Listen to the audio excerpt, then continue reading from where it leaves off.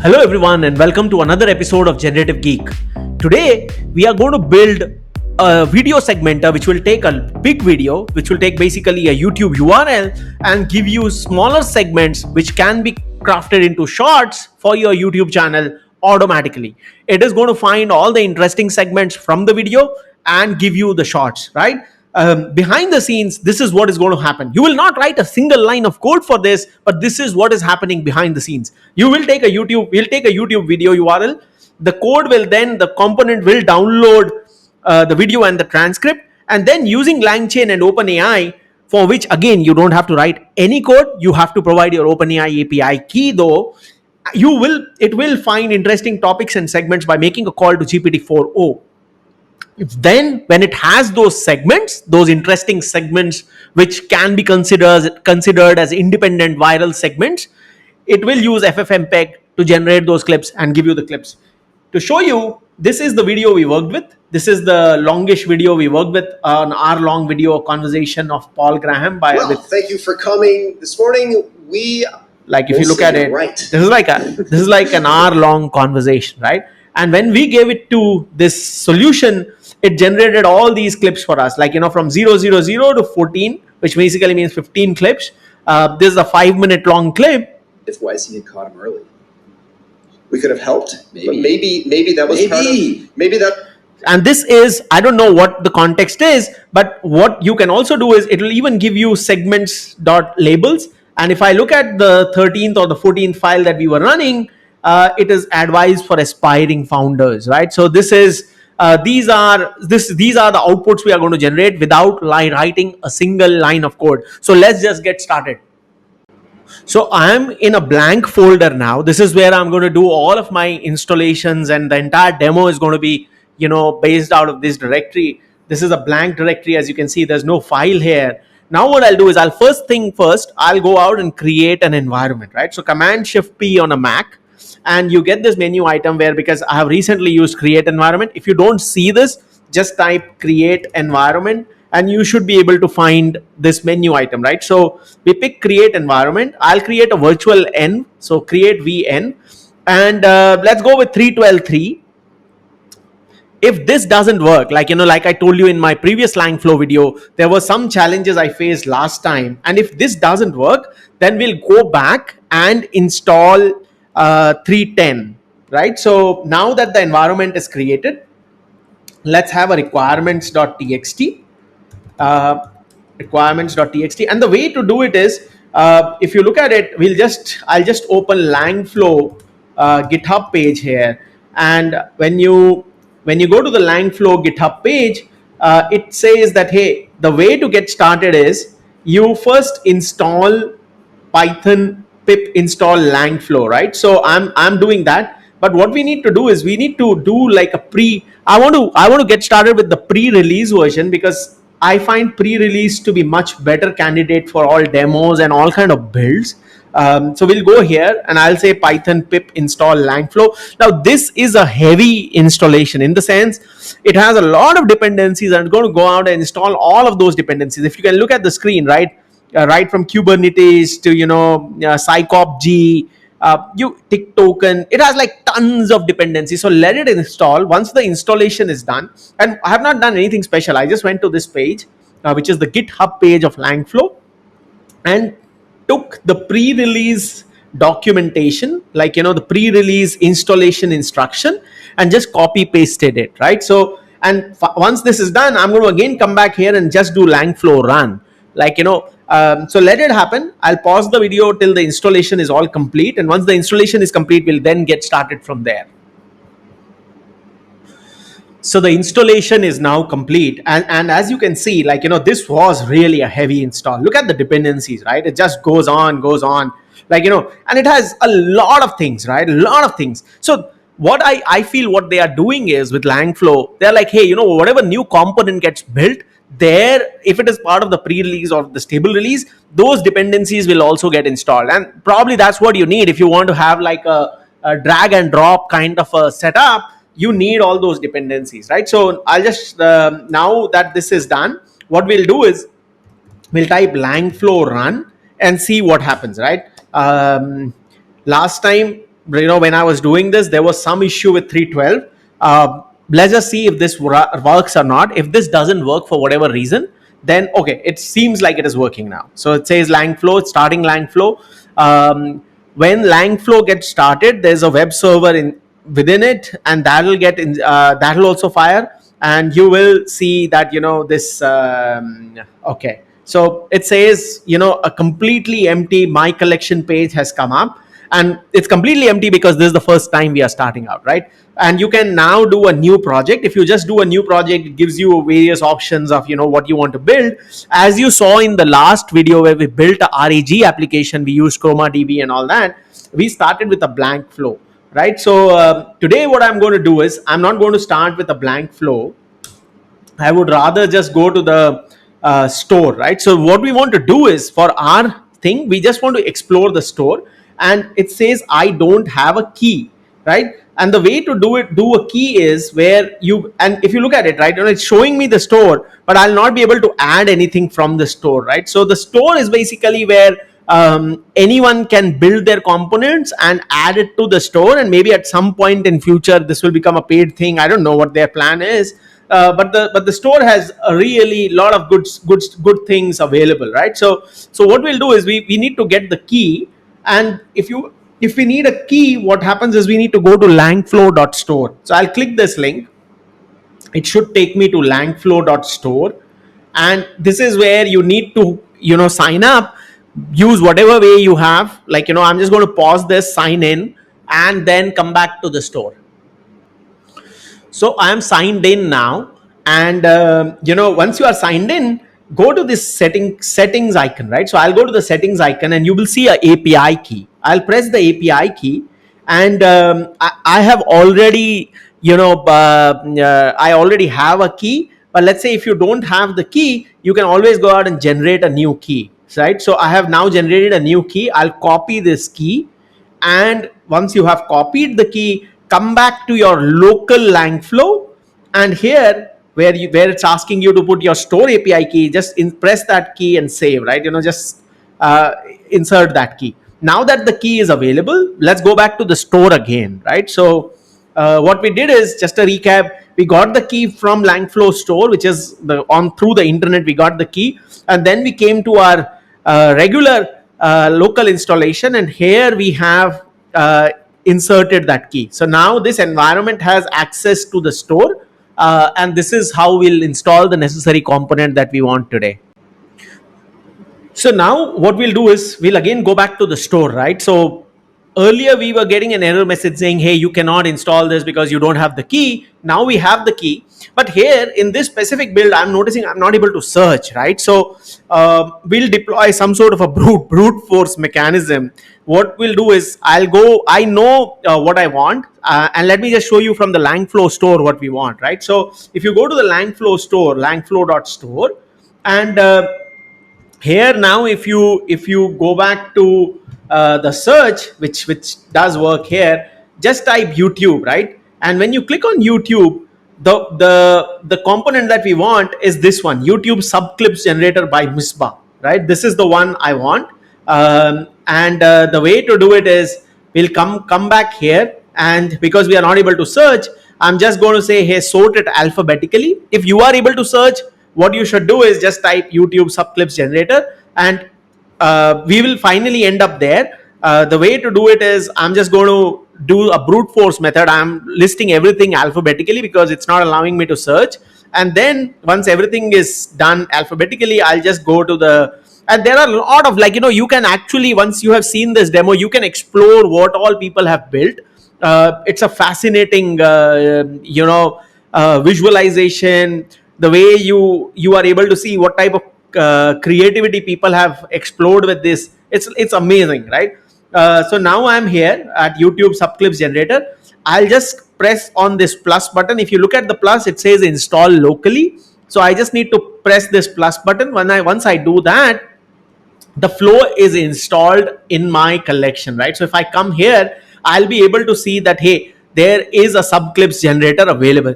Now, this is it, guys. This is it. In a way, it's all done. right? And when you open this once you open this flow, you see that there is a subflow called YT download. It takes in a YouTube URL, and then this record is passed to it also downloads the transcript, and that is passed to OpenAI, right? So this is where you will need to put your API key. Next, once you, and I'll show you all that now. So the transcript, once you have the transcript, it has found the subtopics, it will then call FFmpeg and build those clips and save it, right? So let me just show you my code library again. If you look at it, I don't have any folder here right now, right? So we'll come back here, use the same video that they have used, and I'll just press on this. Whenever you use any flow, let's just say I wanted to take some chat input, right? And I bring it here, you will see a play icon here. This basically means whatever input you have given, you want to test that locally, you can press the play and that component gets built, right? So I'll just press this play. Let me just maximize this, and there is a default URL. Let's just see what URL it is. So if you go to YouTube with this URL, this is a Paul Graham conversation with Jeff Ralston. So I'm just going to use this same thing, and we'll press the play button now.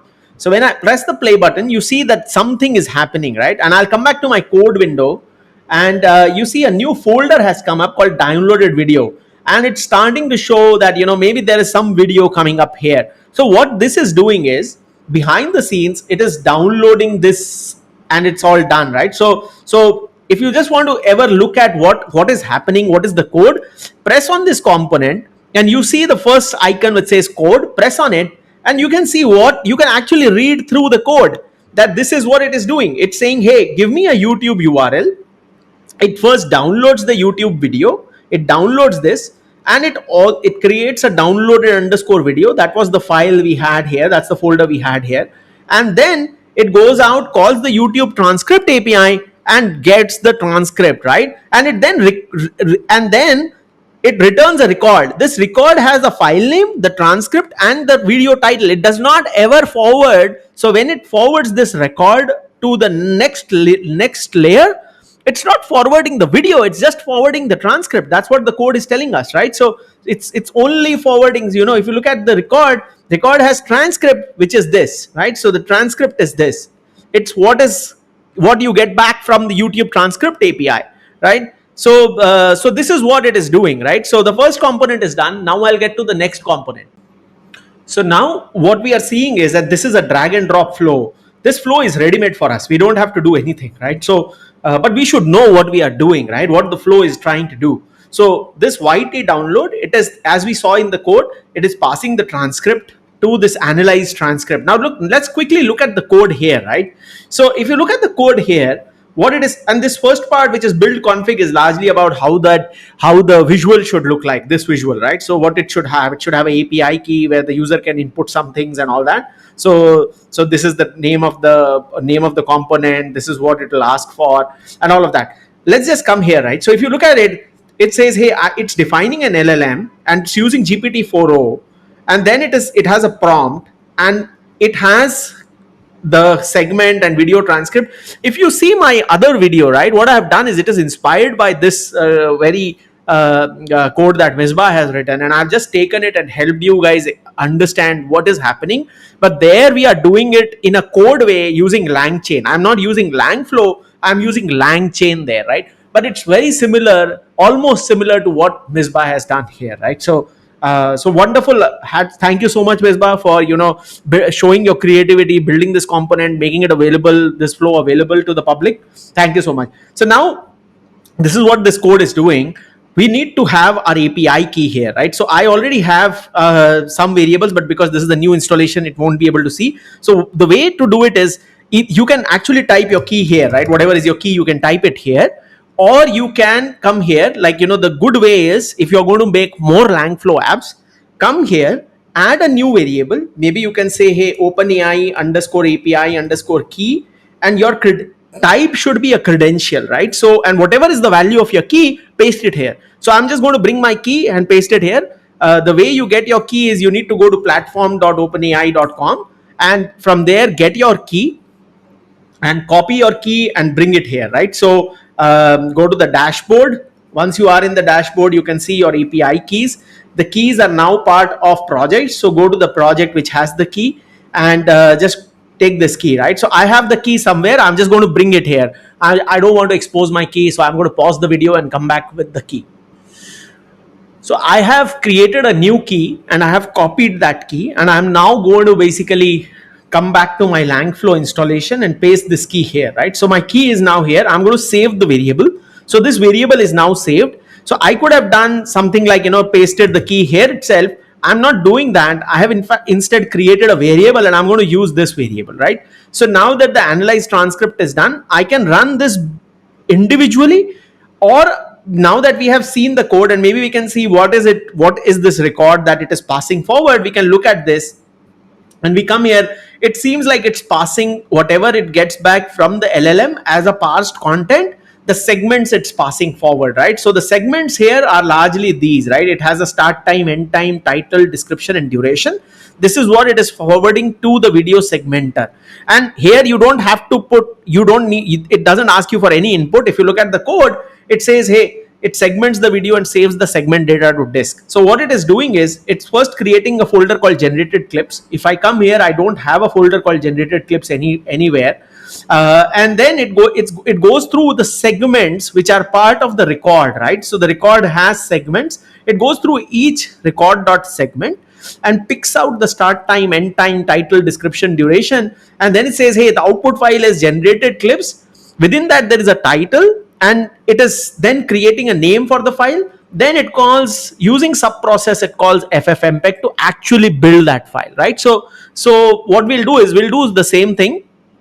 We now have our OpenAI API key. If I press on this, generally what happens is I can run these components independently, or if I press on this, it will start back from the first, because it will go back saying, hey, what input do I need? This component will say, hey, what, I need some more inputs. So it will keep traversing back, and then it will start from wherever it needs the input. So let me just press this, right? So it's running the component. If you come here, it's gone to the first one. Once the first is done, it's now doing the second one. This one is only going to analyze the transcripts. This will not create any files. If you still see here, there are no files getting created here. So we'll come back here. Once the transcript analyzation is done, and if there is an error, then you will see the error here, right? So it will show up as error, but it's still doing. This is the OpenAI call. If you come here and you want to see your usage, you should be able to see those usages against this new key that you have created, right? So today is 16th of June. I still don't see any usage against GPT-4o. It should come up sometime soon once this model run is done. Let me just pause this. But the flow is simple. You press this button, it will come back, it will finish all of this, and then once all of it is done, I'll come back to the next step. It's still running. So depending on how big the transcript file is, this can take time. Okay, it got done, and now you can see the video segmenter has started, right? So once the video segmenter starts, we should see a generated clips here, and I am already seeing this output that you are seeing on the terminal now. This is coming from FFmpeg. So we know that FFmpeg is now building these clips. If I just individually click on one clip, I can see that something is there. It's a 9-second clip. The other one is also a 9-second clip. I don't know what type of clips it is making, but let's see once this is all done. Maybe it is able to find a lot of independent useful stuff within those 9 seconds, right? One thing that I noticed in the code, especially in this analyze transcript code, there is no bound on the number of segments it has to find, and there is also no bound on the seconds, right? And if you look at the prompt, right, it says provided to you is a transcript of a video. Please identify all segments that can be. Make sure each segment is between 30 to 500 seconds in duration. So it does specify like bounds for the segments. It says, hey, I'm surprised to see a 9-second video showing up in the clips folder, because ideally it should not be there, given the fact that there is a bound of 0 to 30 to 500 seconds. So let it complete and then we'll come back. So now this is all done. If you see, there is a tick mark that has come up against the video segmenter. And, if you just want to see what all should have come out, we'll just look at this code again. And you will see that, it's generating a segments.json, and it's also generating a segments underscore label.txt. So if you go back to your Visual Studio Code, you will see in this folder called generated clips, I have all the clips and I have segments.json. Let's quickly look at what the segments.json is about. So it says, hey, there's a start time, end time, suitable title for the 6-second clip, introduction to the startup school year, new approach. In this segment, we introduce the new approach for startup school year, which includes not just but also conversations. And it has, like this for all the segments it has created, right? So this is a 300-second, which is roughly 5 minutes, innovative ideas and evolution of web apps, right? So I can see that what has happened is, while it has honored the upper bound, it does not seem to be honoring the lower bound, and most of the clips are all 5-minute clips, right? So let's just go here. This is a 5-minute clip. This is again a 5-minute clip. And now let me just play some of these clips and show you. And then this video is done, but I'll just also quickly show you how you can look at some of the drag and drop features that are available in Langflow. So I'm in this folder, and if you see, it has all been labeled from 0 till 14. So there are a total of 15 clips it has made. Segment labels.txt, if we open it, it has, let me just move this. Segments label.txt, it has all of the same things that were there in the JSON file, but this is more like, just the subtopic and description. If you have further downstream processes that just want to read this and not the JSON, then this is useful. But otherwise, the output is available in 2 files, labels and segments, right? Now let's just quickly play one file and see what is there, right? So I'll just quickly play this file and see what people would want in the mid 90s, which had to do with like SaaS before SaaS was a thing. How did you come up with this idea for ViaWeb, the company that Yahoo bought? So this is like, idea about ViaWeb, which Yahoo bought, which Paul Graham had created. Like this, it'll make very interesting segments. And I think what we can do is, because we saw that maybe some segments were not honoring the time limit, the lower bound time limit. Well, thank you for coming this morning. We are trying some. Yeah, so this is definitely not a good output. I don't know why it selected this. Same with, I think, this second one. Thing a little bit different this startup school year. We are not just having our weekly. So this is, it could have actually done instead of those 2 separate segments of one 24-second and the other of 6-second, could have done 1 segment. But all of this can be done by fine tuning the code here, right? So you can actually have your own thing written, or you can write a post process which will then remove, like, instead of sending this record directly to the video segmenter, you can have some logic in the middle. Like, let's just see. And I have also not done this. I'm trying this now. I want to just display the records, right? So I'll just display the records, and then this record I'll then send to the. So instead of, let me see, does it have? Yeah. So I'll connect it like this, right? So I brought in a records output, which will then send the records to the video segmenter, right? And if you look at the code of records output, all it is doing is, it is just returning whatever the value is. It is just returning whatever is there, right? So let's just see what comes up. If I'll run it till here, right? So if I run it till here, it's running the component, it's running this thing, and we'll need to see where it displays. It generally should display somewhere in the playground. This is the records output, but let's see. Once it is done, it has again made a call to analyze the transcripts. So in general, we are done with the video that we had. Now I'm just showing you how you can bring things from the components that are available. Maybe you want to store whatever analyzation it has done into some sort of a vector store. You can bring your ChromaDB here, connect this, and all of that can be done. You can use some sort of an embedding like an OpenAI embedding. You come here, you search for OpenAI embedding. I can have like OpenAI embedding. This becomes my embedding. You can have a persistence directory. You can have segments as the collection name or whatever you want, right? And then this thing can be put in as an input, right? So if I do this, basically all these records will also get saved in ChromaDB. In case if you want to build maybe like a RAG app that we did earlier, you will be able to see, right? So I see some records are available here, but I don't see like, okay. So this is like some dictionary, not a very clean output, but okay, I see here, right? So this is what it is returning. This time it gave a very different thing. It gave a 5-second segment, then it gave a 7-second segment, 15-second, 33, 23, 24. It's given much smaller segments this time, and I don't know, it seems like the prompt is not getting honored properly. But this is how it builds. Now what you can do is, we can actually go out, rewrite this component in our own way.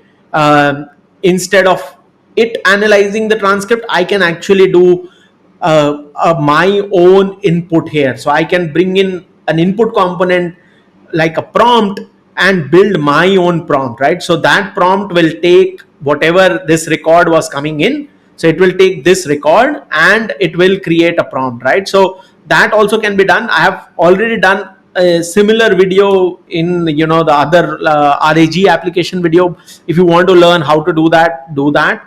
Once your thing is ready, you can even use this API. So once your Langflow is running, you can run this Python code to actually embed this thing as a flow in your application, right? So it has a flow ID and all that. If your this endpoint is running, you can use this flow ID and you can make calls, right? So that way, whatever is the input, you can pass it, and it will actually work, right? So this was it, guys. I hope you learned something new, something interesting. Your videos are all available in this file. You can use them as you want. There can be further post processing done on these videos, but this was a quick tutorial on how we're using no code you can generate video segments from a long video. If you learned something new, something exciting, my humble request is to just like, subscribe, comment, share this video.